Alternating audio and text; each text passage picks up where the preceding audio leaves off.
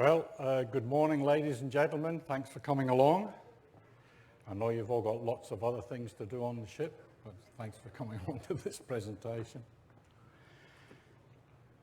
Morag and I started off with the joint presentation, basically saying how we ended up onto this road less travelled. And my first presentation, solo presentation, was about the duties of a patrol officer. And now I'm going to go through the actual practicalities, things that I actually physically did. Everything that you see here are photographs that I've taken, and there's one or two reminiscences in here that are actual first-hand conversations I've had with other patrol officers. So everything you see here is absolutely true and factual. Patrolling in the jungles, there were no road, well, very, very few roads in Papua New Guinea. And as I said before, it was the second largest island in the world. It's 5-6 times bigger than the UK, and we had to walk everywhere that we went. Fly into an airstrip, jump on a canoe or whatever, and off we would go. When we went out, this is just a general patrol here. We went and we took anywhere between 20 and 100 carriers to carry our gear in these galvanised iron boxes that we took everything along. So when we planned for a patrol, it could be, it was an unwritten rule that we had to be out on patrol for at least 15 days a month. And my longest patrol was 70 days that I was out on by myself. So we had to work out exactly how much provisions and everything that we took. We could get local vegetables and the like in the villages, buy the odd chicken every now and then, and supplement our diet with other bits and pieces, snake, possum, bats, other bits and pieces. But this is what we generally took along with us. There were tins of corned beef, tins of luncheon meat. Any Australians in the audience possibly can remember Tom Piper sausage and vegetables. That was a can of vegetables with one sausage in it, and we'd boil up some rice and heat up this sausage and vegetables, and we'd have that for tea when we got into the village. When we went into the village, there was always a house that was set aside for the patrol officer. And that was used by other visitors. Sometimes it would be medical orderlies would go in, or perhaps occasionally there was an agricultural advisor would go in there. But there was the patrol officer's house. There was usually a little kitchen off to one side. We didn't want the patrol officer's house to burn down when the kitchen went on fire. And there was usually a little house for any accompanying policeman or council clerks or anybody else that was actually on the patrol with us. But this is the sort of food that I took along with me, and obviously if it was a long patrol we had to make sure that all the tins were spread out over the different patrol boxes. We took these Coleman lamps with us. So with a Coleman lamp you had to take the kerosene as well. Most important thing though were the mantles. If you've ever used one of these lamps, you actually attach a mantle, it's made of silk, and you pressurise the lamp, set fire to the silk mantle with a bit of methylated spirits, turn it on, and the mantle blows out to provide, basically it's like a globe, but that is burnt silk, very, very fragile. So you can imagine we had to make sure we took plenty of mantles with us, because going on patrol, if your lamp's in one of those boxes and it gets dropped, the likelihood is that the mantle would just disintegrate, and we'd have to put on a new one. So obviously you took plenty with you, because you just didn't want to spend all of your night in the dark. The boxes. These boxes are being carried on poles. Each two carriers, they'd go off and they'd cut down a sapling and make up the poles. And when we got to the house, they would use the poles that are used for carrying the boxes and that's just what they call a stretcher bed or a bed sail. It's made out of sail canvas, and they just put it through this A-frame, tie it down, and that's what we would sleep on during the night. Obviously, it was dead easy to take down in the morning, fold up, pop it in one of the boxes, and away we went. But sometimes you would be spending a lot longer in one of these patrol posts or patrol officers' houses, and in the mountains it became really, really cold. So what we would do is we would stuff the inside of the loop with grass, and at night time, just before, probably half an hour before I went to bed, I would get the trusty primer stove and put it underneath the bed sail, lit, and the heat of that would actually warm up the grass, and I'd turn off the primers, put that away, and jump into a nice warm bed, and that would last me for the evening. So I was no quilts, no doonas, just a mosquito net, pair of sheets, and a nice warm mattress. But when we got to wherever we were going, we were obviously, generally we walked for anywhere between 6 and 13 hours in a day to get from one village to the next. 13 hours was the longest walk that I ever did. But on average, it was about 8 hours between villages. So when we get to the village, it's you're kind of damp, your clothes are saturated. So the first thing you do is light a fire, get the bucket on the fire, and have a shower from a shower bucket. Now the little nozzle down the bottom there opened up, so you'd wet yourself, close it down, soap up, open it up, rinse off, close it, and you take the 5 gallons to do that. Now in Australia, when the droughts are on, we are very, very used to 3-minute showers, having gone through this little episode here.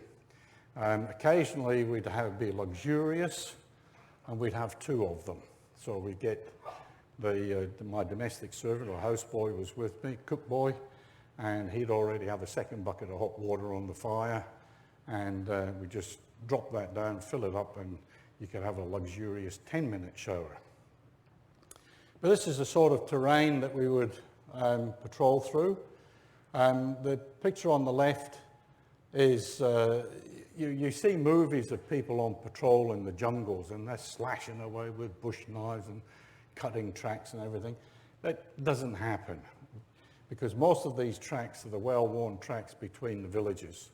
And with the way the canopy is in the jungle, very little grows down on the floor of the jungle anyway. So it's nice and clear and open for walking in. But occasionally we'd come across a really beautiful waterfall here, and if we were feeling a bit like a rest, we'd strip off, jump under this ice cold water, have a quick shower, get dressed again, and then take off onto the village. But this is the sort of open savanna area. This grass that you can see here is called Kunai Grass, and it's very, very tall, very sharp. And if you actually walk through the grass itself, it just cut your legs to pieces. So this was where you can see that the track itself is quite well worn.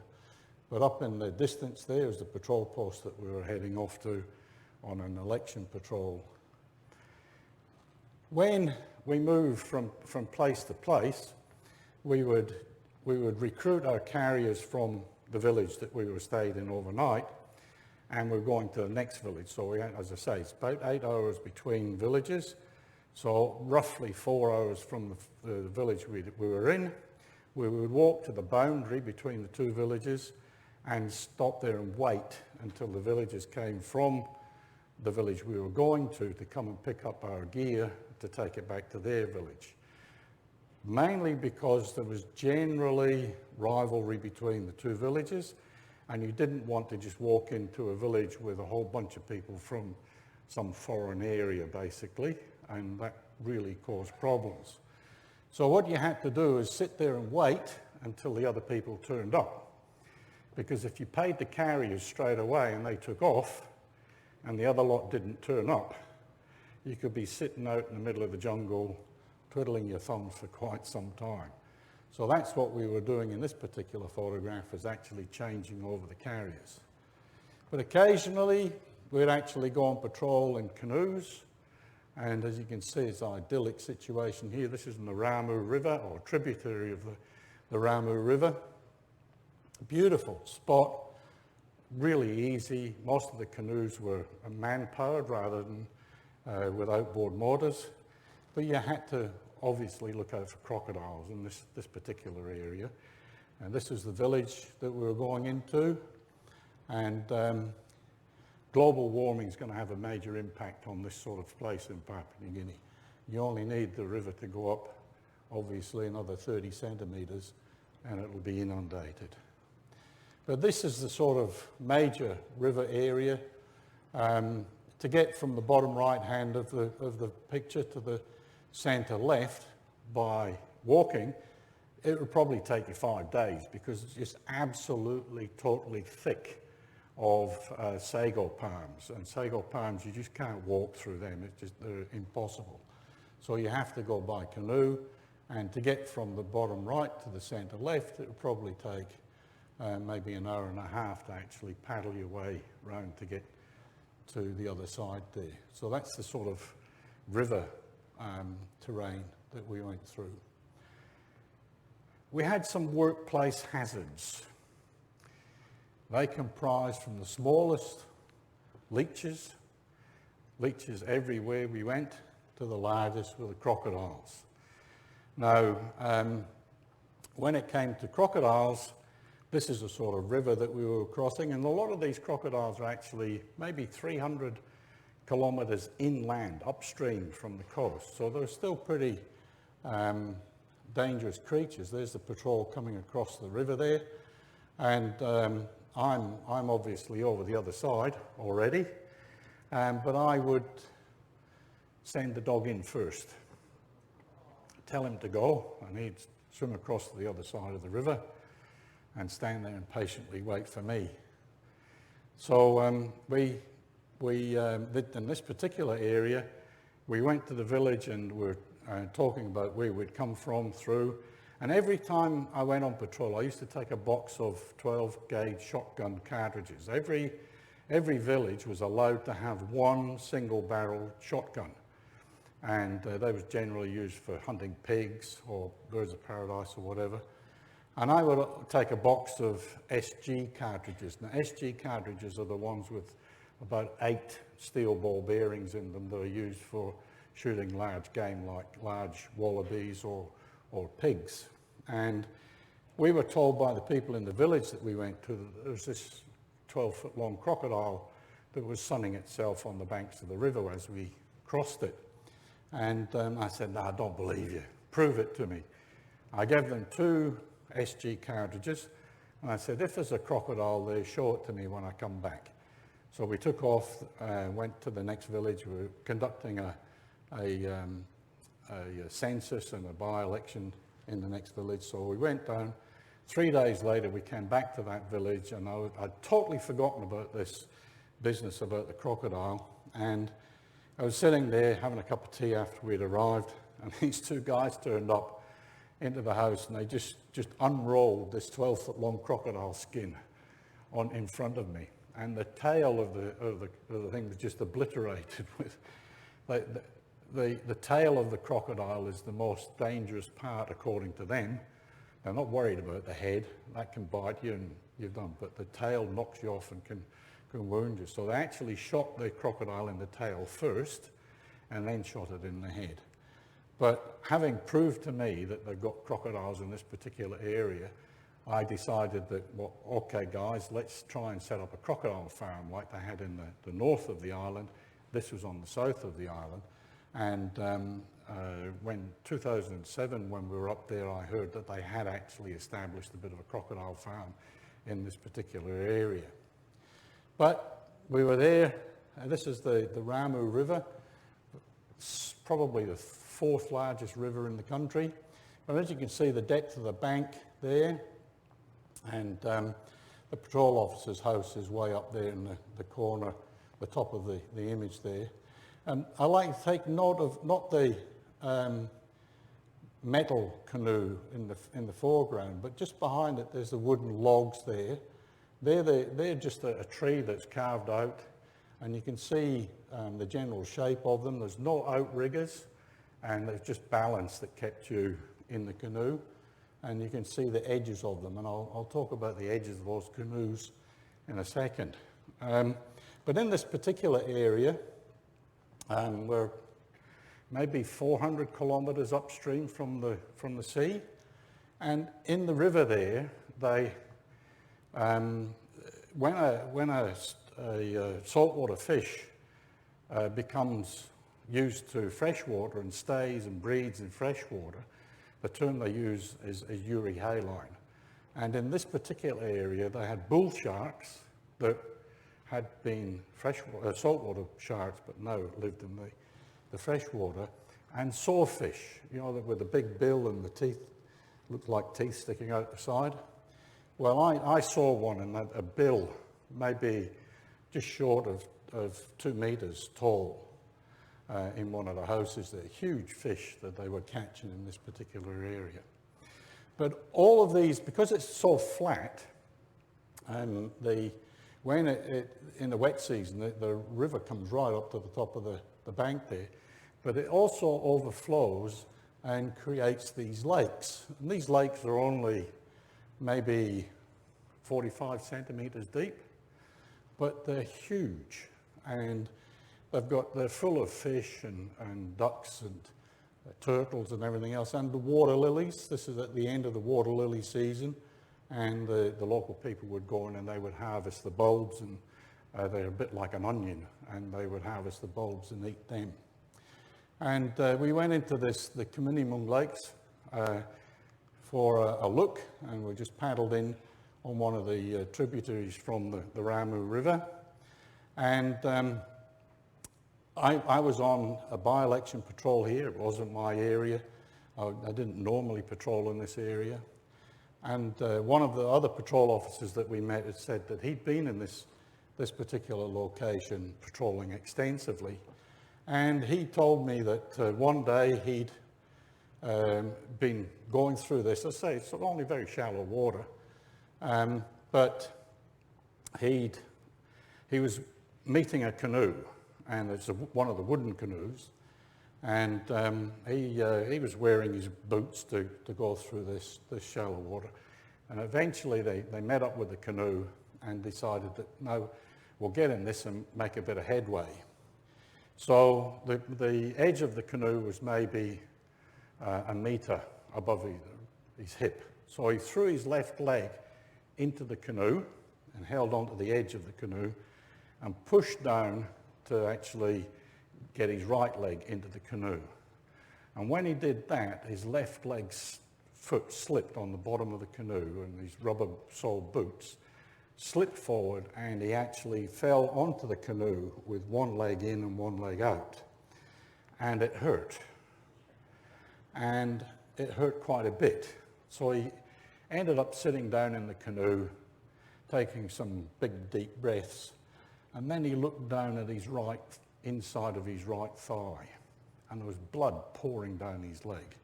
And he thought to himself, oh, I've castrated myself. Quick, let's get paddling. But he very quickly dropped his shorts and undies to have a look at the damage. But what had happened was a large leech had gone up his leg, up his trouser leg, into his crotch, and it had just filled up with blood. And as he went down the side of the canoe, it popped, and all this blood just went down his leg. He just fell there. But that patrol officer, from that day onwards, when he got back to the patrol post, when they ring up and order their supplies and everything like that, he was straight on to the chemist, and he said, send me a dozen condoms, because he started to take a condom on patrol with him every time he went out into the swamp areas where the leeches were. There's one place he definitely didn't want a leech to get attached to.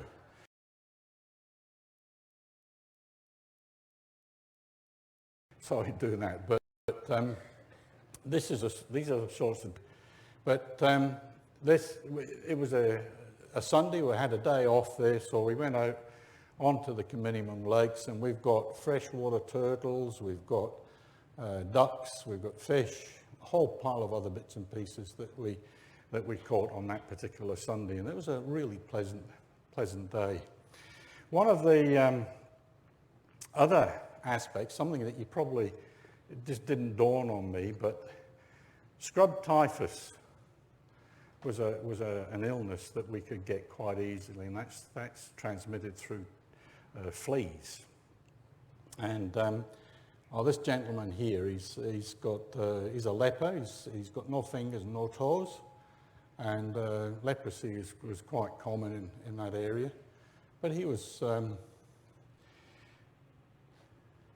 quite happy to show off his lost appendages. But in this particular area that we went into, we'd been into, this is the patrol officer's house, and the last patrol I went into there, it was chock-a-block full of chickens and thousands, millions of fleas as well.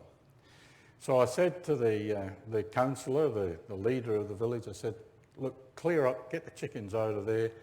Once the chickens are out, then the fleas will probably go. And I don't really want to spend all night scratching. My legs were red raw with it being eaten by these fleas. And when we went there, he hadn't done anything about it. So the easiest thing to do is to burn it down and say, okay, when we come back the next time, we want a nice new house with no fleas or chickens. So that's the sort of thing that we had to do. Oh, like down there on the left there, you see the guy, he's carrying a stick of sugar cane over his shoulder. So they just munch on those as they go on patrol. But on the sea, we would go on, that's the MV Coral that Morag talked about in the last presentation. We had to do things like land courts where there was land disputes. There was a land judge who specialised in land disputes, and we would have to go and meet with him on the location, and he would sleep on the canoe and we would sleep in the patrol officer's hut. But to get from the mainland to the major islands off the coast, we usually went on that to get there. You just didn't want to go over in a 12-foot tinny and get lost or run out of fuel. But this is the sort of terrain that we had to cover. Obviously that bridge didn't last too long. The next flood that came down the river, it disappeared. So they just cut down a few more trees and built another bridge. That guy that's on the bridge at the moment, he's carrying a stainless steel milking bucket. How on earth it ended up where I was, I've got no idea. But when I saw it, I thought, I'll grab that. That looks an attractive item. But we would divvy out the gear that had to be carried to different people. Obviously, you couldn't put one of those buckets inside a patrol box. But when I showed you the duty statements earlier, we had to go on what we call special patrols. And this particular patrol, it was a very quick 3-day dash, basically. This is Sidor. Morag showed you the map of Sidor, but this is a wartime map, World War II map of Sidor and the area, the defences for Sidor, and other bits and pieces. But I was sitting in the office, as I showed you before. We had to do some basic clerical work. We had to fill out reports. We had to do all the other tasks like banking and post office and other bits and pieces. And I was sitting in the office this day, working away, minding my own business, and one of the councillors came in, and he had one of those string bags, a Billund string bag, and he came in and he said, "Oh, hi, Kiap, I'd like to speak to you. I found something." I said, "Oh, okay, whatever, come on." And he just brought this bag and he dropped it on my table, and a big thud. I thought, what on earth have you got in there? Opened it up, and sure enough, there's 2 mortar bombs, this big. So I said to him in terms that he could understand and that I could express to please take these away in a hurry. And we took them to the other side of the airstrip near the office and put them safe so that nobody else could handle them. And I said, why did you bring those? He said, oh, we're building a garden. Want to build a new garden. And we found these things. And obviously, they belong to you. They don't belong to us. So we said, okay. I went to see the boss and said, they found these mortar bombs. And he said, you better go out and find out if there's any more. So there's side door here where those blue arrows are. The red cross is where these mortar bombs were found. If you can see roughly on the map there, there's 3 red dotted lines that go from one side to the other. Now they're the retreat of the Japanese. So the Americans had set up these mortar sites way up in the hills here to cover the retreat of the Japanese. So it took me from Sidor, I was able to drive down the road to the Catholic mission, and then we had to walk inland.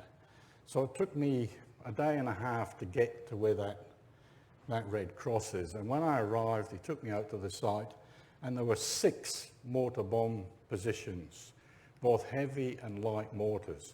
And there were stacks, maybe a metre deep, of mortar bombs there that had just been left. They were never ever used. And these guys were just about ready to set fire to the grass to make their gardens, and all of these bombs would have gone off. So it took me a day and a half to get there, and it took me about 12 hours to get back, and to radio into the military in Port Moresby to send over a bomb disposal team. And they came in about 2 weeks later, and we were sitting in the office inside, or when they actually detonated all these mortar bombs, and you could hear them quite easily from there. And as I say, that's a day and a half's travel from Sidor. But also in this particular area, there's lots of World War II wreckage, Betsy bombers and the like. That's never going to fly again. But you can see there's a pawpaw trees grown right up through the inside of the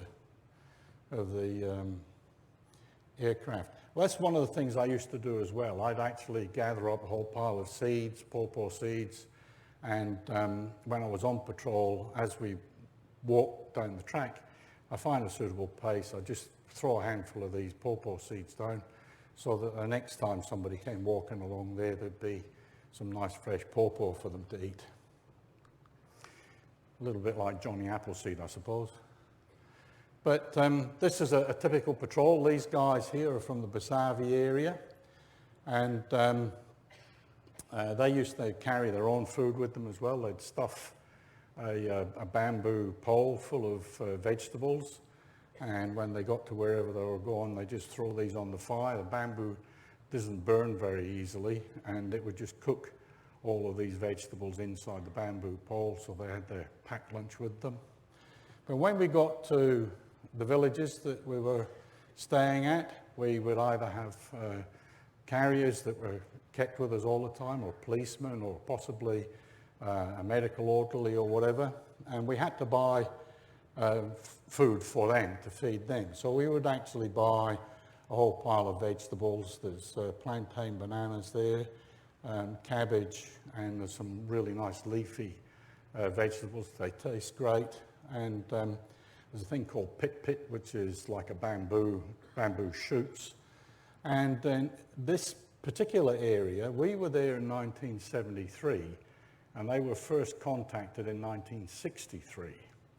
So they still had only 10 years of connection with white people, and they were still being paid for these vegetables with salt.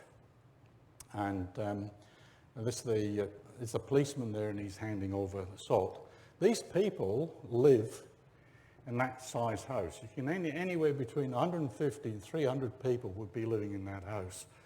And another presentation, I'll tell you a lot more about how that house is built and where they build it and how they go about doing it. But this is, Morag mentioned the other day about the Spanish film crew coming in, so they wanted to get some authentic footage of a patrol.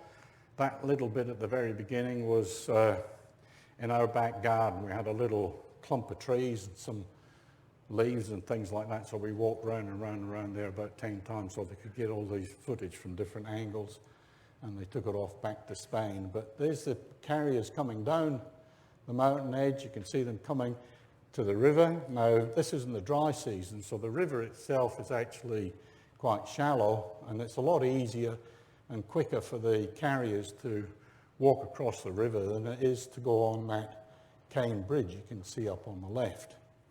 However, there were people on the patrol that were scared of the river, and the people on the patrol that didn't want to get their feet wet. So they would actually go on to the cane bridge and walk across the cane bridge.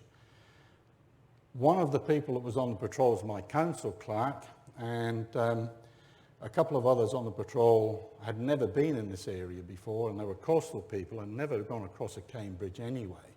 So they were quite scared about going across this cane bridge. But the council clerk was a Highlander, and he decided to have a bit of fun with them. And as they came across the bridge here, you can see them across the bridge, he got across before everybody else, and you can just see him on the left-hand side here. He decides to give those people that are wandering around behind him a bit of a hurry up. So he decided that he would just bounce up and down on the end of the bridge there. So that's quite an interesting situation when the bridge that you're on is actually moving about 2 feet. But the longest patrol I went on was 70 days, and this is up into Tep, and this is a big patrol we came through. And this airstrip you can see here, if there's any engineers or people know anything about percentages of roads and things, the airstrip was at 15%. So when you actually touched down on the threshold to land, and you actually had to open the throttle to drive up the hill to get to the top. This is my assistant patrol officer here. But this is the size of the patrol that we had to go to this particular area. But after we'd spent a bit of time there, we had to go, obviously, to move on to the next one. It's about halfway through the patrol, and we're on a walking track here. You can see the banana leaves in the front. So there's the village set way down below there, and they would actually protect the back of the village with bougainvillea, and Australians would know there's a white wild vine which has got hooks on it that if it catches your clothes or your skin, you just can't get away from it. Well, they protect the back area of there, so there was only one way in and one way out of the village. But when we left Tep, where the airstrip was, we went up to a walking track that was over 10,000 feet high. Now we're up there, we're above the clouds. The clouds are above the village, and that's the village of Bamboo that we're heading down to get in there. So that's the sort of terrain that we moved around on. But to show you, give you an example of what the local people had to do, if you see this clearing in the centre there, there's a large building to the left, a large building on the left-hand side there. Well, that's what the large building is. It's the church.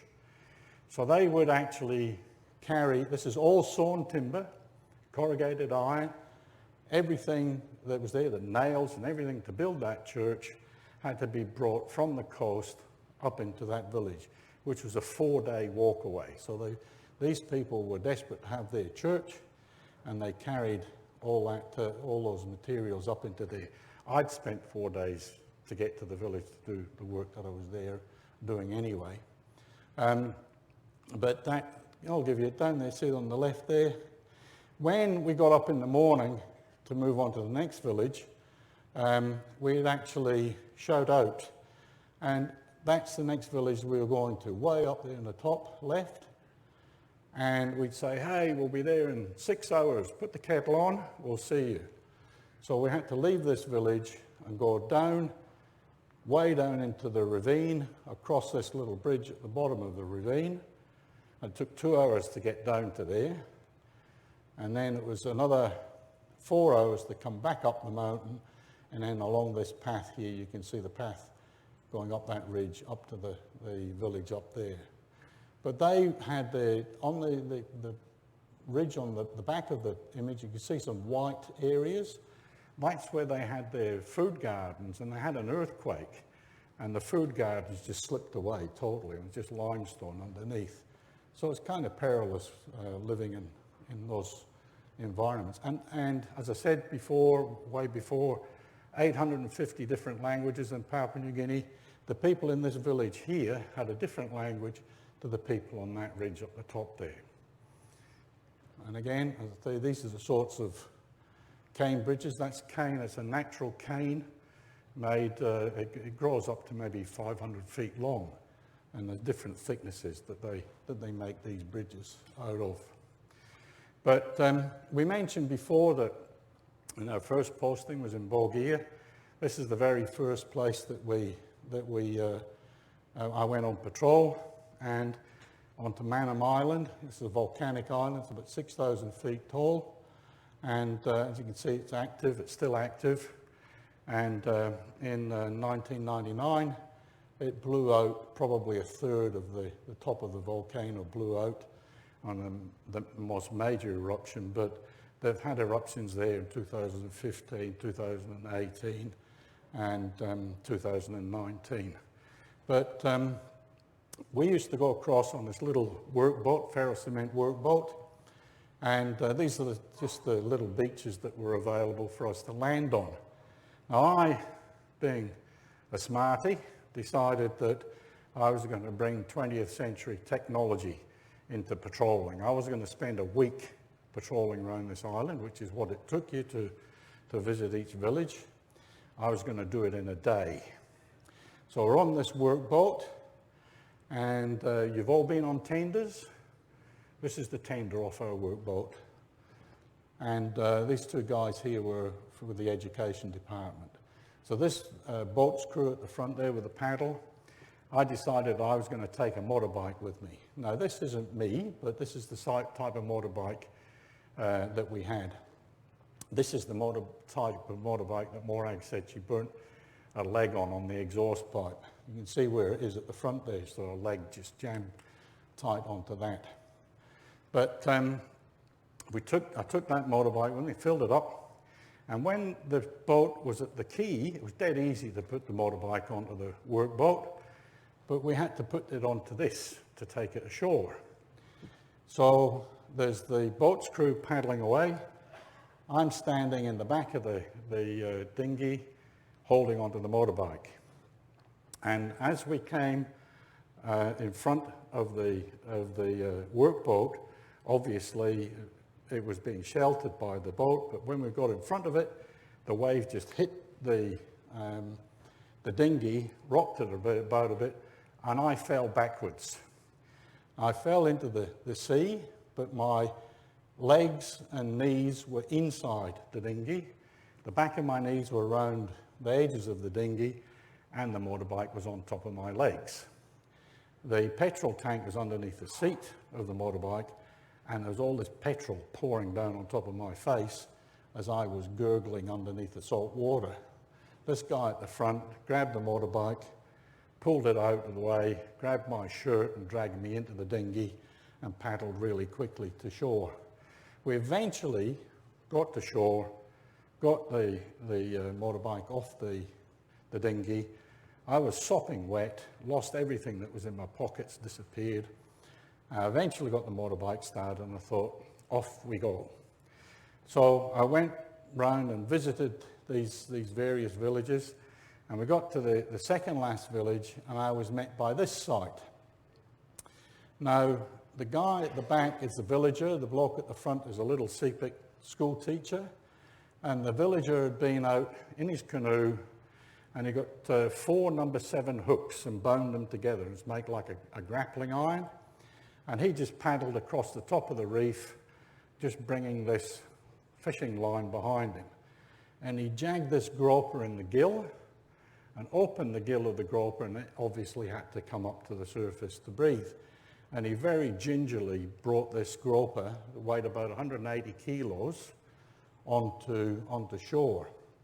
Now in this particular area, all the villages, they grow everything, but they have to give everything they fish for, everything they grow, everything they hunt for, they have to give it to the village chief first. He takes what he wants and gives it back to the person that's there. That's just the way that system works on that island. And remember, it's a volcanic island shaped like that. This guy at the back there was quite tall for a local, so he had to go into the village first. So he turned around and started walking uphill with this fish, and the fish slid down the pole, and the little sea-pick teacher's head just disappeared inside the... I wish I'd been able to take lots and lots of photographs of this happening. It was just the funniest thing. It actually took my mind off nearly drowning in the canoe. That's just a little something that happened on that island. But these are the sorts of nice, neat villages that we have on the coast. The Highlands are a totally different ball game. But we would go off on election patrols. This is where we're on a very large canoe. And there's the red boxes are the ballot boxes, as I explained the other day when I was talking about the duties. But this will give you an idea of the size of some of these canoes that are on this river. They're huge. Down on the coast, not really. This isn't the Basavi area. But we had to be very, very careful when we were on patrol crossing these creeks and everything, because we had no idea what the weather was like further away. You know, it could be 50, 60 miles away. There might be a major thunderstorm. And if there'd been a lot of water in the further up in the hills, we had to be mindful of what we were doing when we were crossing these streams, keep an ear open for rushing water, because quite easily you could end up being washed over this major waterfall there. But when I was on patrol, I took my trusty dog with me, and I only ever saw 2 snakes when I was on patrol, because he was always way up front, and he would be making so much noise and racket that the snakes would just disappear.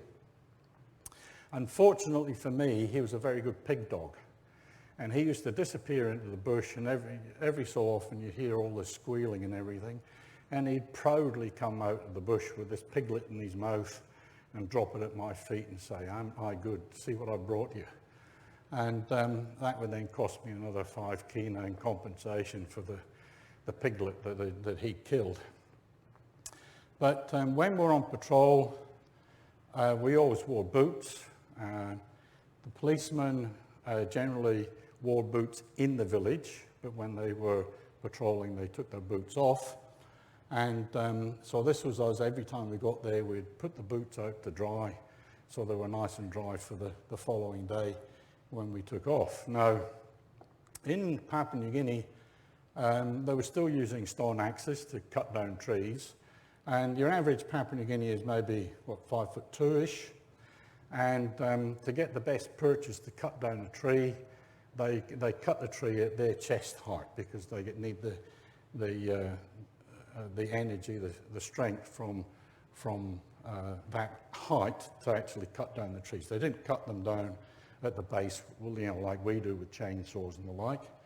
So they would cut down all these trees at this, probably about this height. This is my dog in action. His name was Pran, which is Pidgin English for friend. When we're on this particular patrol, the dog took off down the track. And the next thing that happened, you hear this squealing, he's found another pig, but there was no piglets, just a big pig. And so he decided to bring the whole pig back to me. So he's chasing this pig down the track, and all the carriers and the policemen had taken their boots off. As soon as they saw this pig coming, first thing they did was drop everything and go up the nearest tree. Now in this jungle area here, the tree trunks are all very, very slippery. And so they all went up the trees because they could get hold good grip with their feet, but not me. I had my boots on. There's no way I could get up this tree. But next to me was a large tree trunk, So I hid behind this, hoping the pig didn't see me, but it did. So the pig headed for me, the dog's chasing the pig, I'm running around this tree, the pig's behind me, the dog's behind the pig. So the three of us are running around and around this tree. I yelled on the dog to stop. I ran past the dog and he grabbed the pig by the back of the neck and held it fast. And I took off down the track. And I got down the track maybe 70, 80 metres down the track, and all the carriers and the policemen, they just fell out of the trees like confetti. Grabbed all the gear and they followed me down the track. Gave the dog a whistle, and the dog just went like that and broke this pig's neck, and off he came down, feeling pleased as punch. The village that we just left had heard all this commotion, and they sent people out. We were probably maybe half an hour's walk out of this village already. So we went off to the village we were going to, did the work we needed to do, stayed overnight, and then came back to the same village that we left. And this is what we found when we got there. The locals from that village had come down wondering what the commotion was. They found the dead pig, and they prepared it ready for the carriers and the policemen and us when we came back to that village. And we had a nice feed of fresh pork there. But they're the sorts of things that we got up to as patrol officers. But it was always great to come back home and do the husbandly duties like changing nappies and other things like that. So that's our wee boy in Como when we got back there. In a couple of days' time, Morag will be making her final presentation, and I encourage you to come along and have a listen, because there's some really interesting, funny stuff in there. But thank you very much indeed for coming along anyway.